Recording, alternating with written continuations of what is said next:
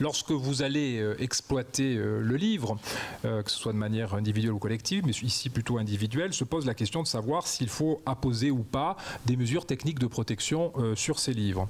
Alors, vous savez que le livre peut être distribué soit sur un modèle propriétaire, ce qui est le cas par exemple d'Amazon, avec des mesures techniques de protection sur les plateformes plus sur les liseuses, ou alors sur un format, on va dire, ouvert, EPUB par exemple. Parfois il y a des formats, je dirais, un peu intermédiaires. Et dans ce débat, vous savez que pour la musique, au départ, on était à apposer des mesures techniques de protection. Aujourd'hui, la règle a été inversée et se pose la question de savoir qu'est-ce qu'on va faire pour le livre numérique. Est-ce qu'il faut le distribuer avec des mesures techniques de protection ou pas? Faut-il s'aligner sur l'évolution de la musique? Je ne le pense pas. Je ne le pense pas parce qu'il me semble que la musique et le livre ne sont pas du tout les mêmes produits culturels. Et puis on pourrait même effectivement élargir à l'œuvre audiovisuelle. Pour la musique, il y a effectivement une multiplicité d'écoutes. Donc la valeur d'usage, elle est dans cette multiplicité d'écoutes.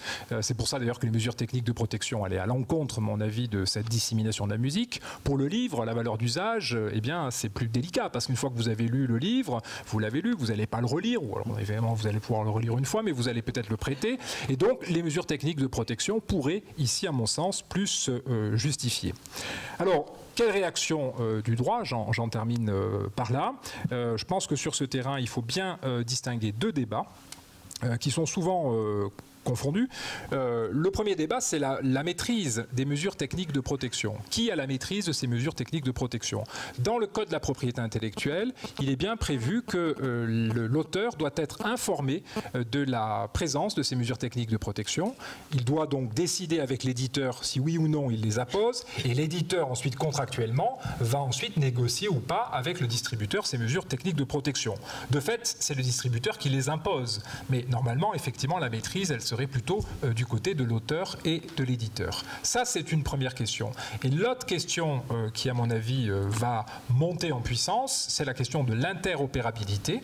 Et sur cette question de l'interopérabilité, qui concerne, à mon avis, plutôt le consommateur, il serait sain, à mon avis, que l'on pose dans notre droit un principe, on pourrait dire, de portabilité des contenus des œuvres. C'est-à-dire que lorsque l'auteur, le consommateur acquiert, je dirais, un contenu culturel, comme il a effectivement un numéro de téléphone qui va pouvoir porter d'un opérateur à l'autre, il faudrait instaurer dans notre droit cette possibilité donc de lire, je dirais, ce livre sur n'importe quelle liseuse. Mais ça, c'est un problème d'interopérabilité, c'est pas un problème de mesures techniques de protection, et souvent les deux sont amplement confondus.